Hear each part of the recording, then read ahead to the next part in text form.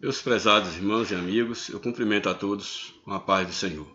Eu dou graças a Deus por mais uma oportunidade que Ele me concede de poder estar aqui para postar mais um comentário de uma das nossas lições da CPAD, dessa feita a lição de número 11, de 17 de março de 2019. A lição de hoje ela tem como título Discernimento de Espíritos, um dom imprescindível.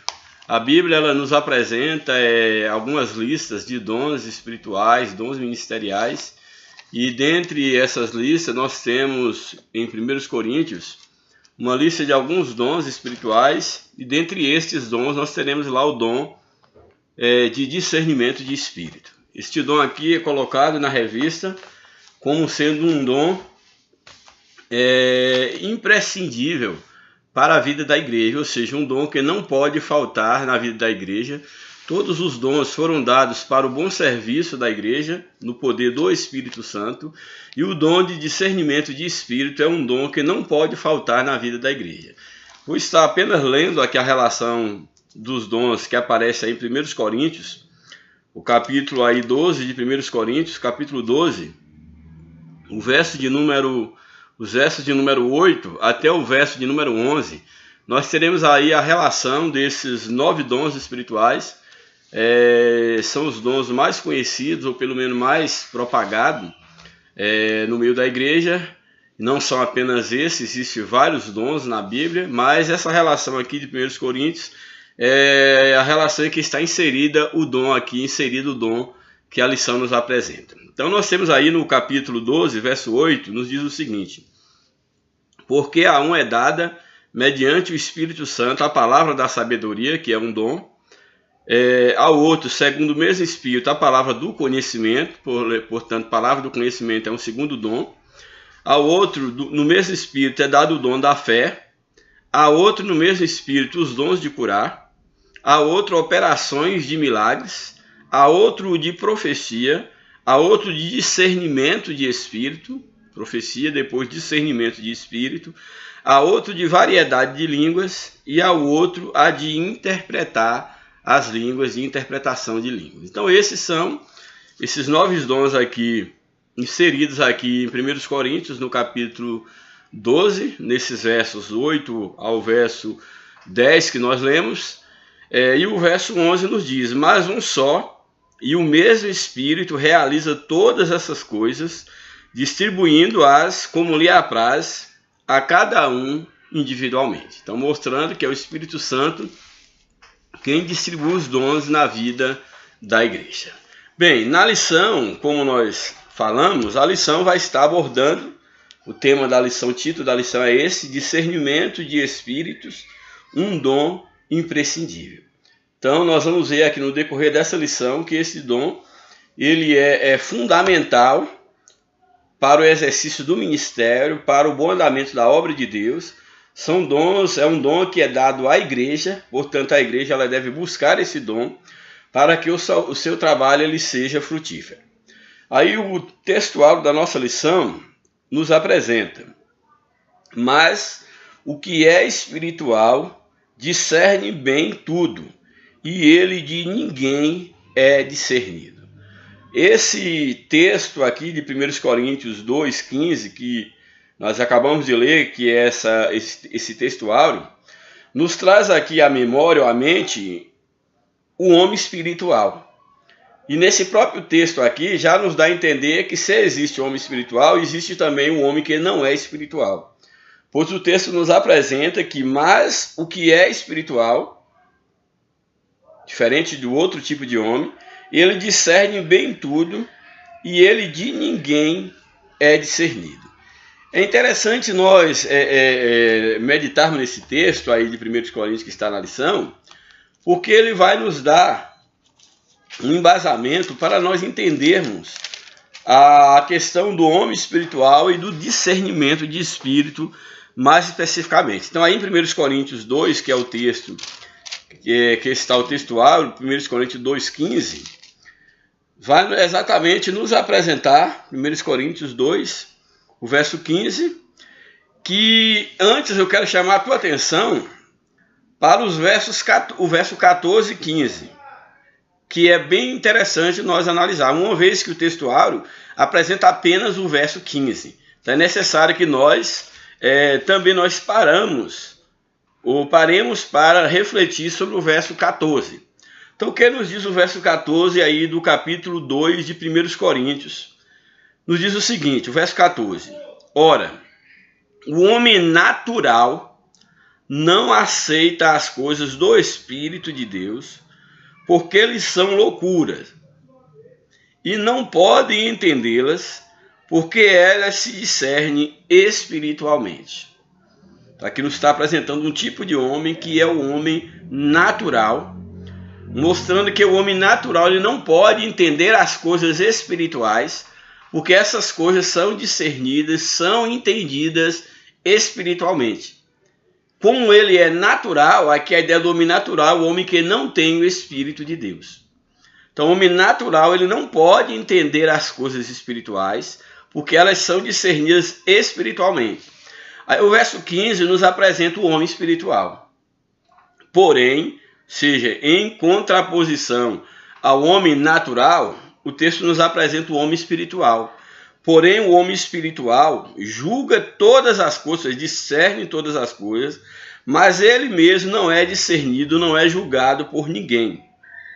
Muito interessante isso aqui. E aí o verso 16 fecha dizendo, porque quem conhece a mente do Senhor para que possa instruir, nós, porém, temos a mente de Cristo ou o Espírito de Cristo para o entendimento melhor. Olha, aqui o texto nos apresenta, uma vez que nos é apresentado o homem natural, que não compreende as coisas espirituais, e por sua vez o homem espiritual, ele discerne bem tudo, e de ninguém ele é discernido, porque ele é espiritual. Dentro da Bíblia, nós vamos ver que é nos apresentado pelo menos 3 tipos de homens. A Bíblia nos apresenta o homem natural, o homem carnal e o homem espiritual. Como nós podemos conceituar esses 3 tipos de homem? Olha, o homem natural é aquele homem que não tem o Espírito de Deus na sua vida, ou seja, que não teve um encontro com Deus, que ele nunca teve uma experiência com Deus. Ele é um homem o quê? Natural. São todos aqueles que ainda não tiveram um verdadeiro encontro com Deus, que não experimentaram de uma vida com Deus. A Bíblia chama de homem natural, que não tem experiência com o mundo espiritual. Então esse é o primeiro tipo de homem, chamado de homem natural. Porém a Bíblia, além de apresentar o homem espiritual, que é um outro tipo de homem, a Bíblia também fala do homem carnal. Olha, no homem natural, esse homem natural é como se o seu espírito, no homem natural, ele está num estado de dormência, no homem natural. Esse homem natural, ele está chamado estado comatoso, ou estado de coma, e ele é comandado pela sua alma, e não pelo seu espírito. Não é que ele não tenha espírito. Ele tem espírito, mas ele é comandado por sua alma. Ele é comandado, é o chamado homem, o psicói, que é comandado pela sua mente, pelo seu próprio entendimento, pela sua própria vontade. Ele vive segundo as suas próprias emoções. Esse é o homem natural. Um outro homem apresentado é o homem carnal. O homem carnal, segundo a Bíblia, o próprio livro de Coríntios apresenta isso, é aquele homem que ele teve um encontro com Deus, ele conhece o mundo espiritual, porém ele não consegue viver na direção do Espírito. Ele tem o Espírito de Deus na vida dele, sim, porque o despertou para as realidades espirituais. Porém, na sua vida, o Espírito de Deus não tem o primeiro lugar. Então, esse homem carnal é exatamente esse homem sarcói, no qual exatamente a alma é que está no controle da sua vida. Nesse caso aqui, desse homem carnal, o Espírito de Deus, ele, apesar desse homem ter o Espírito de Deus, como o próprio Paulo aos Coríntios, dizia para aqueles irmãos que eram irmãos, inclusive alguns tinham dons espirituais, que não podia falar a eles como a espirituais, mas sim como a carnais. Por quê? Porque eles não eram dirigidos pelo Espírito, apesar de ter o Espírito na vida. Mas eles não davam vazão ao Espírito. Daí serem chamados de homens carnais, que é exatamente o homem que ele é guiado pela sua própria mente, pelo nous, pelo conhecimento, sua própria mente, pelo seu próprio entendimento. Então esse homem carnal, que é o sarkoi, ele é um homem, também uma categoria que nós podemos ver, à luz da Bíblia, que exatamente, apesar dele ter o Espírito de Deus na sua vida, a alma é quem o domina, é a sua vontade, é o seu desejo, é a sua emoção que acaba sobressaindo, subjugando, no caso, a parte espiritual. Ele não dá lugar ou não anda constantemente na direção do Espírito. É o chamado de homem carnal, categoria essa que se encaixa a maior parte daqueles que se dizem cristãos, que apesar de terem tido encontro com Cristo, mas não deixou que Cristo fosse totalmente, ou que continuasse crescendo e sendo gerado em si, a ponto de que o velho homem pudesse morrer totalmente e estar nascendo, então, um novo homem. Esse é o chamado homem carnal, que é diferente do homem natural que nunca teve um encontro com Deus. Um outro tipo de homem que a Bíblia apresenta é o homem espiritual. O homem espiritual é aquele que tem o Espírito de Deus no seu espírito, porém quem comanda a sua vida não é o seu espírito, não é a sua alma. É o Espírito de Deus que está no controle da sua vida. Daí nós chamamos este homem de homem espiritual ou homem pneumático, onde o pneuma, o Espírito, o sopro de Deus, é quem dirige a sua vida. E é o Espírito Santo exatamente que leva o homem ao novo nascimento, tornando-o santo. Portanto, nós temos esses três tipos de homem. O homem natural, o homem carnal, que apesar de ter o encontro com Cristo, ele não se deixa ser guiado pelo Espírito de Deus. E o homem espiritual, que é aquele homem que tem o seu espírito subjugado pelo Espírito de Deus, o Espírito Santo, acha lugar na sua vida. E aqui a lição vem nos apresentar exatamente quando está falando sobre o discernimento do Espírito, que esse discernimento é exatamente essa capacidade recebida por Deus para discernir no mundo espiritual, para que ele possa se discernir as influências que está por trás das ações das pessoas, ou daqueles até mesmo que se dizem usados por Deus, e não ser enganado. É exatamente um discernimento no mundo espiritual. É uma capacidade dada por Deus para discernir no mundo espiritual. Então, nesse aspecto aqui, a lição vai nos apresentar que este dom de discernimento de espírito, ele é um dom indispensável, imprescindível para o ministério, para a vida da igreja, para a batalha espiritual na qual a igreja está inserida, o dom de discernimento de espírito. Por isso, aqui no texto áureo que nós lemos, vai dizer exatamente isso. Mas o que é espiritual discerne bem tudo, e ele de ninguém é discernido. Por quê? Porque esse de ninguém é no sentido, ele não é entendido pelo homem natural e nem pelo homem carnal, porque um é natural, não tem o Espírito, e o outro, apesar de ter o Espírito na vida, não se deixa guiar pelo Espírito, apesar de ter tido um dia um encontro com Deus. Bem, a verdade prática da lição nos apresenta o discernimento de Espírito é um dos dons espirituais concedidos aos crentes em Jesus.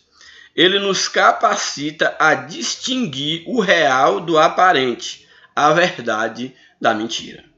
Então, para que nos capacita o dom de discernir o Espírito? Exatamente nos capacita para distinguir aquilo que é real, que é verdadeiro, daquilo que é falso. Distinguir a verdade da mentira. E essa é uma capacidade dada por Deus. Falando com palavras mais simples, o dom de discernir o Espírito, ele vai exatamente, é uma capacidade dada por Deus para que se possa conhecer quais são as motivações por trás das ações ou das palavras de uma pessoa. Ou seja, uma pessoa que ela diz estar falando em nome de Deus, agindo em nome de Deus.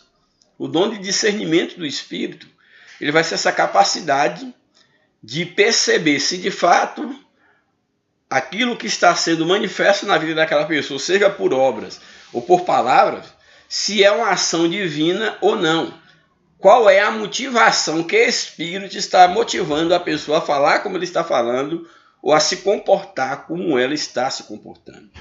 Então essa capacidade dada por Deus é exatamente para que o homem de Deus, aquele que é usado por Deus nesse dom, ele saiba distinguir o real do que é aparente, o falso do verdadeiro. E nós sabemos que, infelizmente, nós temos vivenciado no nosso meio muitos que têm entrado, até têm tido espaço nas mídias, ou até mesmo nos púlpitos da igreja, para falarem como se estivesse falando em nome de Deus, mas muitos, de fato, é a boca de Satanás falando na sua boca. Muitos estão falando de si mesmo, quando não é por um espírito maligno, falando de si mesmo e dizendo que recebeu de Deus uma palavra para trazer para a igreja. E quantas vidas nós temos aí destruídas por receberem mensagens, recados, travestidos como sendo da parte de Deus, quando na verdade não vieram da parte de Deus.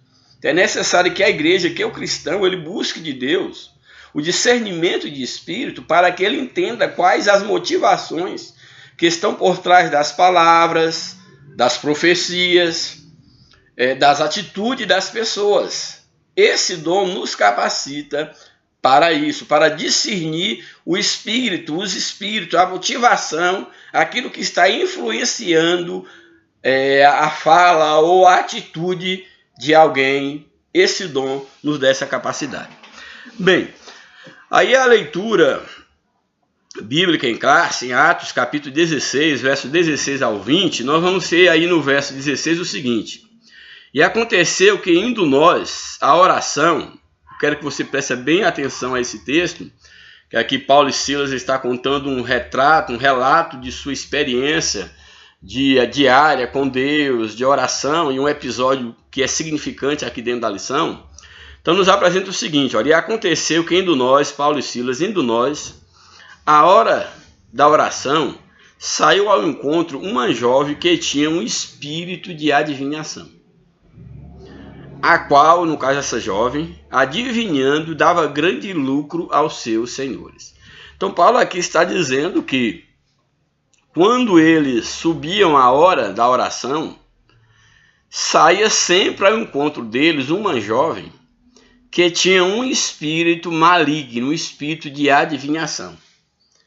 E esta jovem, usada por aquele espírito maligno, ela trazia muito lucro para os seus senhores, para aqueles que eram donos daquela jovem, que exploravam aquela jovem possessa por um espírito maligno. E é interessante que esta jovem aqui, ela era uma fonte de lucro. E o texto vai nos dizer exatamente que ela era usada, ou nos diz exatamente que ela era usada por um espírito de adivinhação. E nós falamos o quê? Que as coisas espirituais, elas são discernidas espiritualmente, seja no mundo no sentido positivo ou negativo. Aí nós temos no verso 17 o seguinte: e esta, seguindo a Paulo e a nós, os demais apóstolos, essa seguindo a Paulo e a nós, clamava dizendo. O que essa mulher dizia? É muito interessante as palavras que esse espírito maligno falavam pela boca dessa mulher. Porque nós vamos ver que o que ele falava não eram palavras necessariamente mentirosas.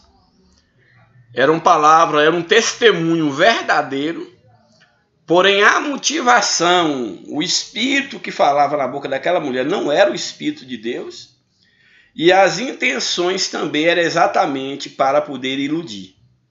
Porque uma vez que essa mulher era usada por um espírito maligno e ela ganhava espaço naquela sociedade, por ser uma pessoa que adivinhava o futuro, coisa semelhante, se ela tivesse dando um testemunho que correspondesse com a verdade na vida daquele servo de Deus, verdadeiro servo de Deus, ela estaria ganhando o quê? Mais autoridade naquela cidade, uma vez que se comprovava que ela não era uma ameaça para a fé dos apóstolos. Uma vez que elas estavam dando um testemunho, ela estava dando um testemunho verdadeiro. Então, se o testemunho dela era verdadeiro em relação aos apóstolos, por que não ser em relação às demais pessoas que ela adivinhava? Então, essa era a cilada do diabo usando esta jovem. Então, nos diz o texto aí no verso 17 o seguinte: essa, seguindo a Paulo e a nós, clamava dizendo, o que ela dizia? Estes homens que nos anunciam o caminho da salvação são servos do Deus Altíssimo. Olha o que ela estava dizendo, que aqueles homens que anunciavam o caminho da salvação para eles, inclusive para ela, que aqueles homens eram servos do Deus Altíssimo. E isso era verdade? Sim. Porém, como já falei, a intenção por trás dessas palavras era exatamente uma intenção maligna. Quem falava na boca dessa mulher era o espírito maligno com uma intenção naturalmente maligna, que era exatamente confundir o povo. É achar que ela tinha a mesma autoridade que os discípulos, que ela não trazia uma mensagem que confrontasse, que pudesse denegrir a sua imagem em relação ao mundo espiritual frente à nova doutrina, aos ensinamentos dos apóstolos. Aí o verso de número 18 me chama muito a atenção, que nos diz o seguinte: e isto fez ela por muitos dias. Não foi só um dia. O texto está dizendo que ela fez isso por muitos dias. Não apresenta quantos dias, mas durante muitos dias ela estava fazendo isso, dizendo essas palavras por muitos dias. Aí a sequência do verso 18 diz o seguinte: mas Paulo, perturbado, voltou-se e disse ao Espírito. Olha, aqui o texto está dizendo que Paulo, depois de tanto essa mulher falar, que Paulo acabou se turbando. A Bíblia não nos fala se Paulo ele se turbou já no primeiro dia que ela falou, e certamente não. Mas com o passar do tempo, aquilo foi turbando o espírito do apóstolo Paulo. Ou seja, ele foi se incomodando, ou o Espírito de Deus foi incomodando a Paulo que aquilo ali era algo maligno, que tinha alguma coisa errada. Agora me chama muita atenção, porque o próprio texto, ele diz que por muitos dias aquela mulher fazia aquilo. E só depois de muitos dias aí que Paulo, ele começa, então, ele tem uma reação, melhor dizendo, frente àquele episódio. Ele começou a perturbar, a turbar-se logo no início ou depois de muito tempo, e aí o Espírito de Deus começou a incomodar, e ele começou a perceber pelo Espírito que aquilo não vinha de Deus. Então isso é importante porque para nós vermos aqui a necessidade do discernimento espiritual e termos cuidado que muitas das vezes, eu costumo dizer na igreja onde congrego, que muitas das vezes o diabo está sentado ao teu lado no banco da igreja, ao teu lado. Às vezes ali, na aparência de um verdadeiro cristão, uma verdadeira cristã, ou até mesmo de um líder, ele pode estar ao teu lado. E você tem que ter o discernimento espiritual recebido da parte de Deus para que sua alma possa se turbar diante da presença do inimigo. O texto nos diz aqui claramente que ela fez isso durante muito tempo, mas Paulo perturbado, chegou um momento que Paulo estava perturbado, o Espírito de Deus incomodou a Paulo diante daquela situação. E aí o Espírito falou mais forte no coração de Paulo. E diz o quê? Quando o Espírito incomoda Paulo, diz que ele voltou-se para aquela jovem, para aquele Espírito, na verdade, que atuava naquela jovem, e disse o seguinte: em nome de Jesus Cristo te mando, saias dela. E diz que na mesma hora aquele espírito maligno saiu. Então nós vemos aqui que quando Paulo ele é orientado pelo Espírito de Deus, de que aquelas palavras, mesmo sendo verdadeiras, mas vinham de uma fonte maligna, e Paulo se turba no seu espírito, ele, na autoridade do nome de Jesus, ele então expunha aquele espírito e ele expulsa aquele espírito maligno daquela jovem. E ela foi liberta. Aí os versos sequentes, o verso 19, nos diz o seguinte: e vendo seus senhores, os donos daquela jovem, e vendo seus senhores que a esperança do seu lucro estava perdida, o que eles fizeram? Prenderam a Paulo e a Silas. Prenderam Paulo e Silas e os levaram à praça, à presença das autoridades, à presença dos magistrados. Sob que acusação? Exatamente no verso 20. E apressando-se aos magistrados, disseram: estes homens, sendo judeus, perturbaram a nossa cidade. Então, Paulo e Silas, eles estavam sendo acusados de perturbadores da ordem pública.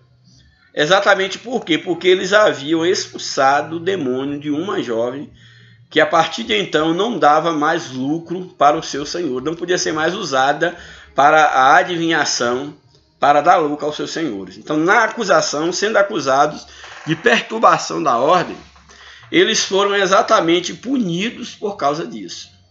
Aí o verso de número 21 diz o seguinte, o verso 20, final do 20, estes homens, sendo judeus, perturbaram a nossa cidade, nos expõem costumes que não é lícito receber nem praticar, visto que somos romanos. Vai de encontro às nossas leis, ensinando novos costumes. E aí o verso 22, e a multidão se levantou unida contra eles. E os magistrados, rasgando-lhes as vestes de Paulo e Silas, mandaram açoitá-los com varas. Então eles receberam uma punição devido ao fato de terem libertado aquela jovem do poder maligno, essa guerra espiritual que ela enfrentava, e eles venceram no nome de Jesus. Porém, aquela cidade os rejeitaram porque eles haviam, segundo eles, atentado contra a ordem pública. Então nós vemos aqui que Paulo, ele precisou do discernimento de espírito para aquele momento crucial do seu ministério, para que ficasse ali comprovada a atuação de Satanás na vida daquela jovem e que ficasse comprovado que havia na vida dos apóstolos o poder do Espírito de Deus. Que eles não eram ou não seriam enganados como toda aquela cidade estava sendo enganada. Isso nos mostra a urgência, a necessidade do dom de discernimento de espírito como um dom imprescindível para a vida da igreja. Louvado seja o nome de Jesus. Indo para o comentário da lição, primeiro, antes de entrar no comentário, chama a atenção que existem coisas no mundo espiritual, coisas que, até mesmo na relação entre as pessoas, há coisas que você depende de uma inteligência humana, de uma capacidade intelectual, para você poder discernir, vamos dizer assim, algumas coisas a partir de um contexto que você pode utilizar da sua bagagem, da sua capacidade humana, intelectual. Mas existe coisas que são no mundo espiritual e que somente com a capacidade sobrenatural de Deus é possível discernir. Então nem tudo é discernido pela inteligência humana, pela capacidade humana, pela sagacidade humana. Tem coisas que no mundo espiritual só se discerne espiritualmente. E não adianta tentar, por meio de instrumentos carnais, querer discernir coisas que pertencem ao mundo espiritual. Louvado seja o nome de Jesus para sempre. Bem, aí a introdução da nossa lição nos apresenta: o homem espiritual é a pessoa com o Espírito Santo e que por isso tem melhores condições para entender cada situação, cada contexto que ele estiver inserido. Isso é diferente daquele que não conhece a Deus, mas o relato da libertação da adivinhadora de Filipos, por ocasião da segunda viagem missionária de Paulo, revela que o discernimento espiritual vai além, pois diz respeito ao dom de discernir os espíritos. Então, o discernimento espiritual ele vai bem mais além, não é uma mera capacidade humana, mas é um dom dado pela parte de Deus ou por parte de Deus. Aí, o primeiro tópico da lição discernir, discernimento, vai trabalhar esses conceitos. No uso geral, discernimento é na vida cotidiana o quê? O discernimento no sentido geral, não apenas espiritual, mas no sentido geral o que é ter discernimento de uma coisa. Então, discernimento é a capacidade de compreender e avaliar as coisas com bom senso e clareza. O que é ter discernimento? É você avaliar as coisas com bom senso, com clareza, você tem maturidade para isso. De separar o certo do errado de forma sensata. Isso é discernimento no sentido geral. O termo aparece nessa acepção na Bíblia, aparece em 2 Samuel, em Jonas, etc. Mas no contexto teológico, o seu uso é muito mais amplo do que isso que nós iremos a seguir. Então, no contexto espiritual, o discernimento é bem mais do que essa capacidade humana, essa sagacidade de poder, de maneira sensata, clara, estabelecer uma verdade em relação a uma coisa ou outra. É bem mais do que isso o discernimento em termos espirituais. O verbo discernir, o segundo subtópico. O Novo Testamento grego apresenta dois verbos traduzidos em nossas versões bíblicas por discernir, que é o anacrino e o outro verbo diacrino. O significado primeiro, anacrino. Primeiro, é amplo como o significado de perguntar, interrogar, investigar, examinar, que é o sentido de tentar buscar o discernimento. E aparece também com o sentido de discernimento. Esse anacrino aparece também com o sentido de discernimento. O segundo verbo, que é exatamente o diacrino, apresenta grande variedade semântica e uma dessas variações, no caso aí do diacrino, é o sentido de discernir mesmo, a palavra discernir. Aí o subtópico 2 nos apresenta o substantivo discernimento. Discernir é um verbo de uma ação, e discernimento é um substantivo, no caso aí abstrato. Bem, o substantivo discernimento. O termo grego é diacrisis, que só aparece 3 vezes no Novo Testamento e em cada uma delas o significado é diferente. Uma vez com o sentido de briga, no sentido de buscar a verdade, briga ou julgamento. Outra no sentido de distinção, em que se julguem pelas evidências se os espíritos são malignos ou se provêm de Deus. E finalmente, para discernimento entre o bem e o mal. São alguns sentidos da palavra aí, do substantivo discernimento, a palavra diacrisis. Então, são algumas palavras para nós entendermos sobre a questão do discernimento, que discernimento é o que? É fazer uma distinção, é discernir, é distinguir entre o bem e o mal, e uma capacidade espiritual enquanto dom. Isso nós temos que deixar bem claro. Na atualidade, há manifestações sobrenaturais por meio de falsos profetas. Daí a necessidade do dom de discernimento. A Bíblia fala que nos últimos dias haveriam falsos profetas. Então, há na atualidade manifestações sobrenaturais por meio de falsos profetas. Jesus disse que o anticristo aparecerá fazendo sinais, prodígios e maravilhas, de tal maneira que, se fora possível, enganaria até os escolhidos. Daí a necessidade dos escolhidos, dos que servem a Deus, terem o Espírito de Deus para não serem enganados. Porque a Bíblia diz que aqueles que serão usados com o Espírito do Anticristo, eles sairão do nosso meio. Estavam no nosso meio, não era dos nossos de verdade, mas estavam no nosso meio. Então aqueles que o diabo vai usar para enganar a igreja, na maioria das vezes é levantado dentro da própria igreja, ou é colocado dentro da própria igreja. Daí a necessidade do discernimento de espírito, no caso aqui do anticristo, os falsos profetas, a Bíblia deixa muito bem claro sobre isso. Então os agentes de Satanás transformam-se em anjos de luz e mensageiros, e seus mensageiros em ministros de justiça.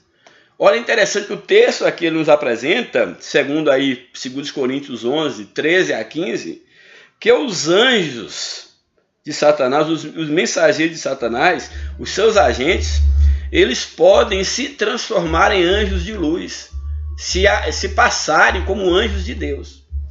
E os seus mensageiros como ministros da justiça, da verdade.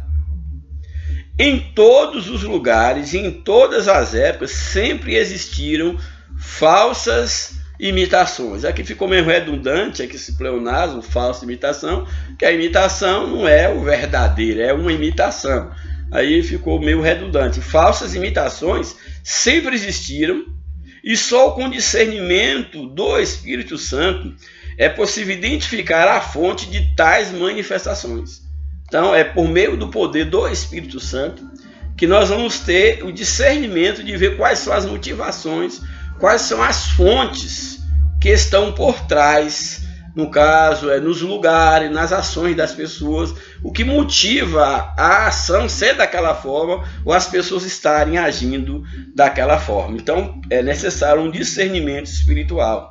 Isto mostra a importância e a atualidade do dom de discernimento de espírito. Louvado seja Deus. Aí o segundo tópico da lição, ele nos apresenta a adivinhadora de Filipos, nessa cidade de Filipos, que tinha essa mulher, essa adivinhadora. Quem realmente já experimentou o poder de Deus na vida não pode ser levado por impostores. Deus permite às vezes o sobrenatural vindo de fontes estranhas para provar a fé do crente e sua experiência espiritual.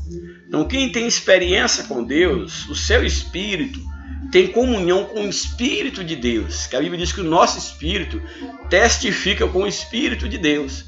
E eles sabem discernir, ou tem de Deus essa capacidade de discernimento quando algo é da parte do maligno. E todos devem buscar essa capacidade. Aí o primeiro subtópico desse tópico nos apresenta o seguinte, isso aqui é muito interessante, que nos apresenta aí o primeiro subtópico, uma avaliação sensata. A jovem adivinha estava possessa, tomada pelo espírito das trevas. Logo a mensagem dela não vinha de si mesmo, mas do espírito que a oprimia. Mesmo trazendo uma mensagem boa, em termos do conteúdo, um conteúdo verdadeiro, só que ela estava dominada pelo espírito maligno. Então a fonte daquela mensagem era uma fonte maligna. E tudo aquilo que vem de uma fonte maligna tem que ser rejeitado. Porque o diabo, em momento algum, ele vai usar situações para o engrandecimento do reino de Deus, para o bem do reino de Deus. Sempre o objetivo do inimigo, o próprio termo já diz, inimigo é aquele que separa, que traz problema, é exatamente fazer o contrário, é fazer um desserviço para Deus. Daí então, essa jovem ela está possessa com o espírito maligno. A mensagem que saía dela não vinha, portanto, de Deus. Satanás é o pai da mentira e o principal opositor da obra de Deus.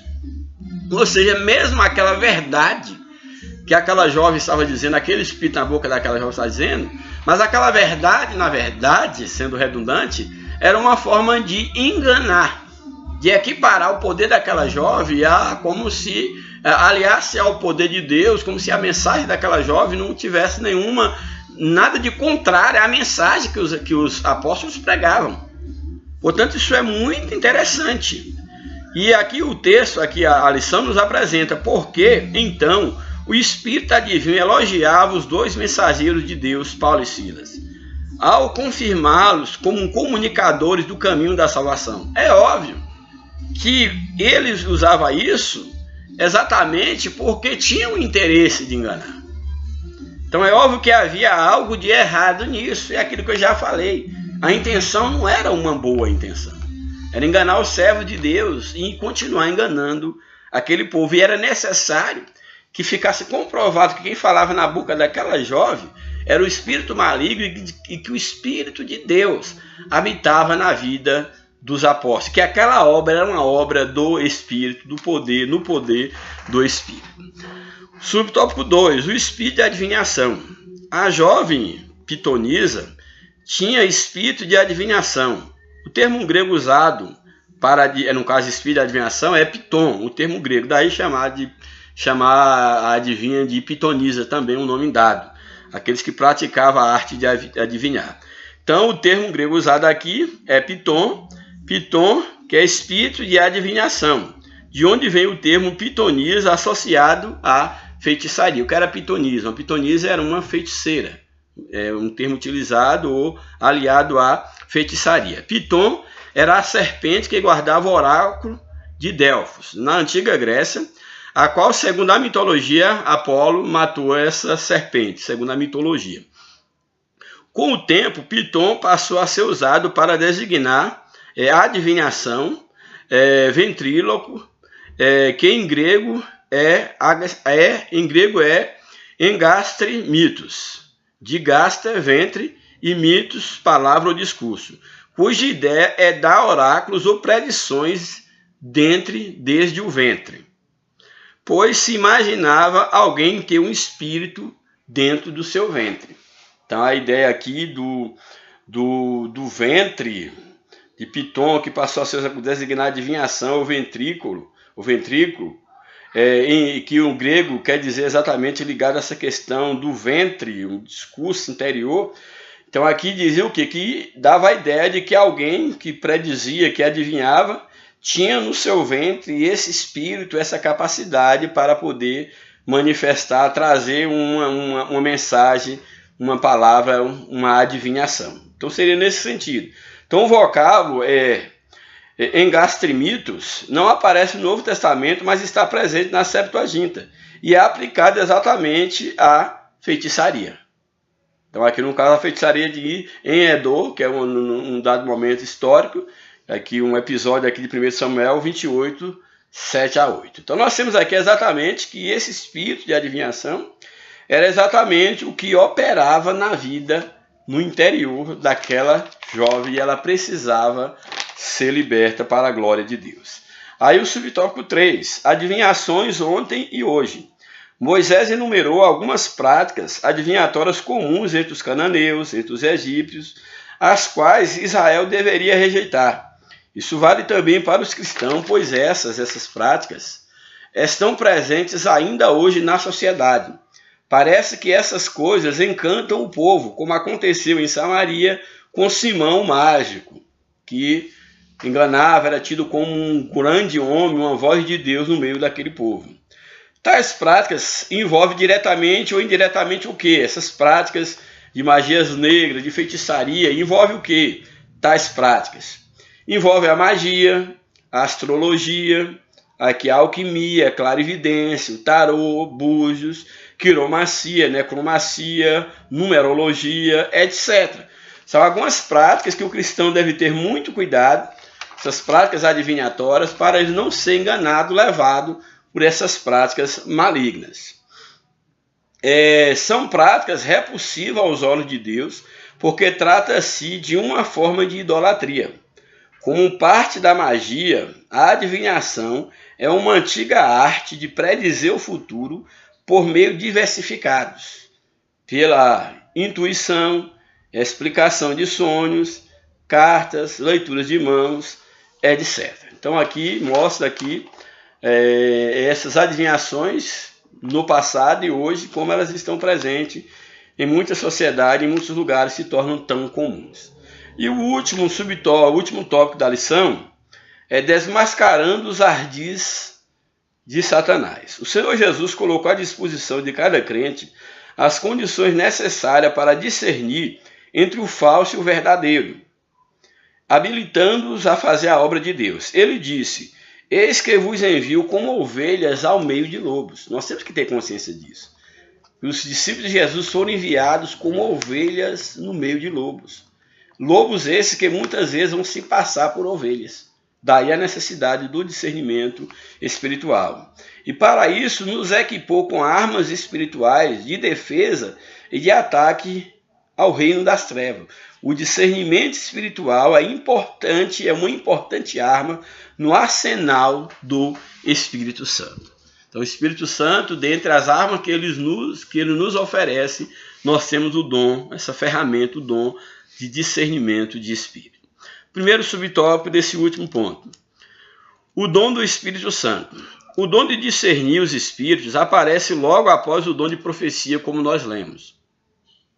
Por essa razão, muitos associam que o referido dom ele é usado como um meio de julgar as profecias. Então, pelo fato naquela relação que nós lemos de Coríntios 12, aparecer ali os 9 dons, e logo depois do dom de profecia, apareceu o dom de discernimento de espírito, alguns julgam que esse discernimento era para discernir a profecia.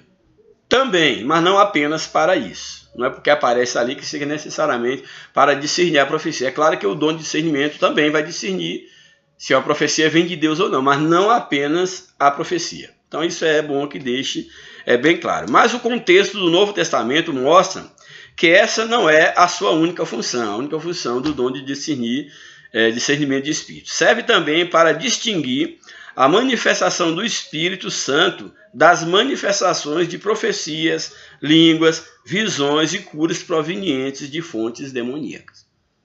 Então, Satanás ele pode imitar tudo aquilo que Deus faz, aquilo que o Espírito Santo faz. Então, Satanás ele pode imitar uma língua estranha, uma visão, curas, tudo isso ele pode fazer como uma imitação. Ele pode colocar uma enfermidade em alguém e tirar aquela enfermidade para dizer que curou, para poder prender a alma de uma pessoa. Daí a necessidade do discernimento espiritual. Quantas pessoas devotas de determinadas entidades, às vezes são atingidas por enfermidade que essa própria entidade coloca. Mas a fim de prender a alma dessa pessoa, essa entidade coloca às vezes uma enfermidade, tira aquela enfermidade e essa pessoa torna, como que dizer, eternamente devota, dependente daquela entidade que a curou, entre aspas. Então daí a necessidade do discernimento espiritual. Manifesta-se em situações nas quais não é possível, com recursos humanos, identificar a origem das manifestações sobrenaturais. E aí entra o dom de discernir. Segundo subtópico, uma estratégia demoníaca para confundir o povo. É muito estranho que o espírito maligno que atuava na vida da jovem viesse gritando publicamente por muitos dias. É muito estranho, muitos dias. E elogiando Paulo e Silas com as palavras: estes homens que vos anunciam o caminho da salvação são servos do Deus Altíssimo. Muito estranho que ela falava e por muitos dias ela ter falado isso. Essa não foi a única vez que Satanás procedeu dessa maneira, falando, testemunhando algo verdadeiro, mas sendo ele na boca de alguém. Nós temos um exemplo em Mateus 5, verso 7, que diz o seguinte: exclamando com alta voz, dizia: que tenho eu contigo, Jesus, Filho do Altíssimo? Conjuro-te por Deus, que não me atormentes, ou não nos atormentes. Aqui nós temos esse texto aqui de Marcos 5, fala exatamente de dois da terra dos Gadara, onde um homem endemoniado, o demoniado gadareno, ele ali, o espírito que atuava na vida daquele homem, ele reconheceu Jesus quando ele diz: Jesus, Filho do Altíssimo. Ele reconhecendo ali, testemunhando que Jesus era Filho do Altíssimo. Porém, aquilo ali era um espírito maligno. E ele sabia que Jesus estava ali exatamente para os incomodar. E eles pediam para que não os incomodasse, não os atormentasse fora do tempo. Então não é a primeira vez que Satanás ele se manifesta dessa forma. Adam Clarke comenta que o testemunho sobre os apóstolos, em essência, era verdadeiro. Aquilo que o diabo estava falando era verdadeiro. Em essência, o testemunho era verdadeiro, com o fim de destruir sua reputação e arruinar sua utilidade. Destruir a reputação do apóstolo, porque estaria ouvindo a voz de uma mulher que era tida como, no caso, uma santa, vamos dizer assim, alguém que tinha poderes espirituais. O propósito diabólico aqui era transmitir ao povo a falsa ideia de que a mensagem que Paulo e Silas pregavam seria a mesma mensagem que a jovem adivinha pregava, estar no mesmo pé de igualdade. Esse era o propósito dela, era confundir o povo. E se os discípulos gostassem, quantas das vezes, por falta de discernimento espiritual, o diabo tem usado pessoas para te trazer uma palavra, talvez de elogio, quando na verdade você precisa da parte de Deus uma repreensão. Ou às vezes o contrário, quando você precisa de uma palavra de ânimo, alguém usado pelo diabo diz que você é um derrotado. Então, quantas das vezes nós estamos ouvindo palavras contrárias àquilo que Deus estaria falando conosco, que nós tomamos como sendo palavra de Deus? Ou o contrário. Então é necessário que nós entendamos que ter discernimento na vida como um todo é fundamental para uma caminhada de vitória, para sobrevivermos diante ou perante as ameaças constantes que Satanás coloca na nossa caminhada. Aí, na sequência, o subtópico 3 nos apresenta a libertação da jovem adivinhadora. A moça era uma escrava que dava muito lucro aos seus senhores. Era uma escrava daqueles senhores, mas também uma escrava de Satanás. Isso aqui é muito interessante. E interessante observar que era uma escrava daqueles senhores, uma escrava de Satanás. Como ela foi liberta da escravidão de Satanás, os seus senhores carnais não gostaram da sua libertação. Por quê? Porque era para eles uma fonte de renda, uma fonte de lucro. A moça era uma escrava que dava muito lucro aos seus senhores com essa prática ocultista. Ao ser liberta pelo poder do nome de Jesus, os seus proprietários viram o quê? Viram nisso um prejuízo econômico, e foram denunciar os missionários às autoridades locais. A população, como nós já vimos, a população não viu a maravilha da grande libertação da moça por Paulo e Silas, não viu ali, não viu como uma coisa positiva. Diz que a população não viu a maravilha da grande libertação da moça, não viu como uma maravilha operada da parte de Deus. E Paulo e Silas não foram denunciados por causa da expulsão do milagre em si. Não foi, no caso, punidos pelo milagre em si. Mas foi acusado de perturbar a ordem. Pela questão exatamente o quê? A questão financeira. Pregar novos costumes, ou seja, colocar em terra algumas práticas que feriam, no caso, os modelos de vida daquela sociedade, modelos esses que iam de encontro à palavra de Deus. Então, nisso que eles foram acusados. Então, eles foram acusados de perturbar a ordem pública e nem sequer foram ouvidos, ou seja, não tiveram direito de resposta. Foram açoitados e colocados na prisão. Jesus tornou-se também uma persona não grata em Gadara, por causa do prejuízo dos porqueiros. Lembra lá quando Jesus libertou ali o gadareno, que aqueles espíritos entraram nos porcos e aqueles porcos morreram? Eles pediram que Jesus retirasse da sua cidade. Por quê? Porque Jesus havia trazido um prejuízo para eles. Eles pensavam assim. Infelizmente, o lucro fala mais alto ainda hoje. Então, ainda hoje, infelizmente, a libertação das pessoas não são tão importantes do que mantiver ou manter os lucros. Bem, o último tópico da lição nos apresenta a necessidade do dom de discernir. O discernimento do Espírito nos permite conhecer tudo aquilo que é impossível saber por meio de recursos humanos. Então, por que é necessário, é indispensável o dom do discernimento? Porque essa capacidade, como nós já falamos, de discernir tudo aquilo que não é possível chegar ao conhecimento por meios humanos, somente com a capacidade dada por Deus. Então, o caso de Paulo e da adivinha de Filipos é emblemático, um exemplo clássico do uso desse dom na vida real. Reconhecer a origem maligna de uma manifestação contra a igreja não é tão difícil, mas no contexto de Paulo, diante dos elogios, isso aqui é muito interessante, vou reler, reconhecer a origem maligna de uma manifestação contra a igreja diretamente, sim, de forma bem pública, não é muito difícil daqueles que se levantam diretamente contra a igreja. Mas no contexto de Paulo, era um tanto difícil. Por quê? Porque aquela afronta contra a missão vinha através de um elogio, e por sinal verdadeiro, no sentido do conteúdo das palavras.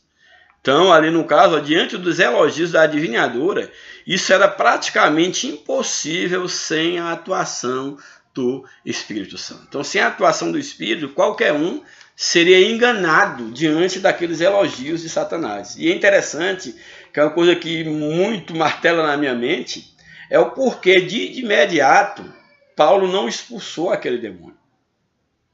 Por que não de imediato? Porque passou durante muitos dias, ela continuou a elogiar aqueles homens.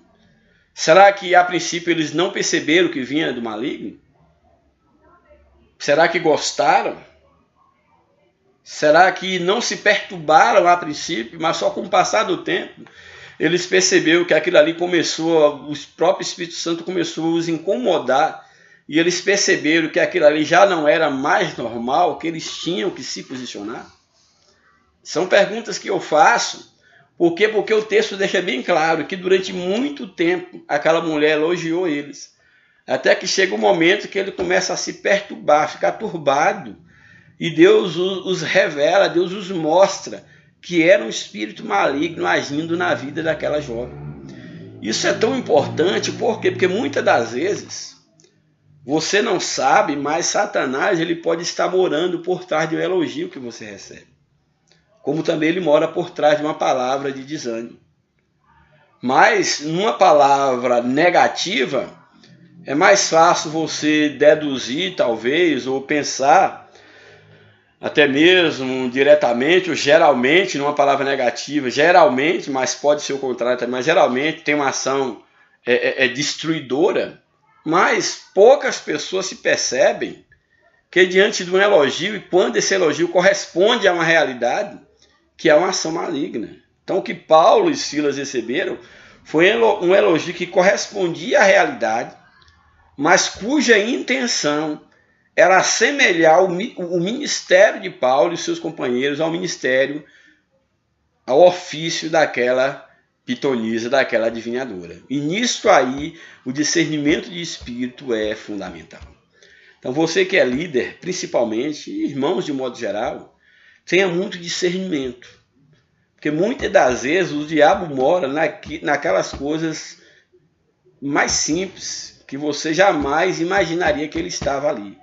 Grave isso, o diabo pode estar ao teu lado, dentro da tua família, da tua casa, dentro da tua igreja, enquanto local, enquanto instituição. E é necessário que tenhamos o discernimento do Espírito. Por quê? Porque as coisas espirituais, elas são para serem discernidas espiritualmente. Daí a necessidade, daí a importância dos dons, e nesse caso aqui em específico, o dom de discernimento de espírito. Louvado seja Deus. A conclusão da nossa lição nos apresenta o seguinte: Satanás é perito no engano e no disfarce, na mentira e na aparência. Então, Satanás ele é perito na arte de enganar. Ele mente desde o princípio porque não há verdade nele. Ele é o pai da mentira. Ele é o pai do disfarce. Ele é um perito nisso. Mas maior é aquele que está em nós do que o que está no mundo. O Deus que nós servimos é maior do que o próprio Satanás. Ele é maior do que o próprio céu. Então isso aqui é muito interessante. Satanás é perito no engano e no disfarce, na maneira e na aparência.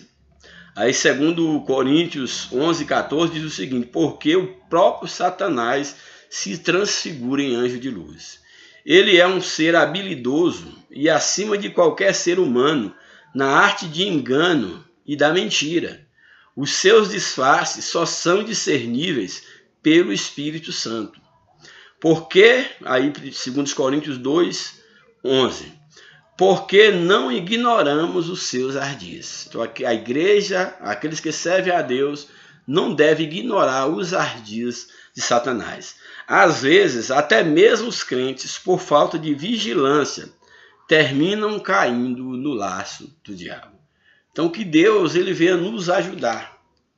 Que Deus ele venha nos abençoar, que nós possamos entender que receber de Deus o discernimento espiritual é algo imprescindível na nossa caminhada espiritual.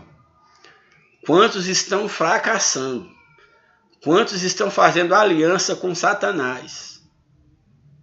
Em troca de um benefício material, em troca de uma posição social, ou até mesmo eclesiástica. Quantos estão fazendo aliança com o mundo, com Satanás, porque lhes falta discernimento espiritual. Então, grave muito bem isso no teu coração. O que esse espírito maligno falava na boca daquela jovem eram palavras verdadeiras, correspondia com a realidade dos apóstolos. porém a intenção era confundir o povo, confundir os apóstolos, colocar a missão daquela jovem na mesma altura da missão dos apóstolos. E aí é que nós vemos como é indispensável a direção de Deus, o mover do Espírito Santo na vida de um cristão, na vida de uma igreja, para que ela não seja vendida, para que ela não seja prostrada diante de Satanás por lhe faltar visão espiritual. Então que Deus nos abençoe, que o Espírito de Deus continue falando ao teu coração, que você possa saber que nós, enquanto igreja, como corpo de Cristo, enquanto membro individualmente, nós precisamos da graça de Deus, precisamos da direção do Espírito nessa batalha espiritual para termos uma vida vitoriosa. Que Deus nos abençoe, um grande abraço, a paz do Senhor e até a próxima vez, em nome de Jesus. Amém.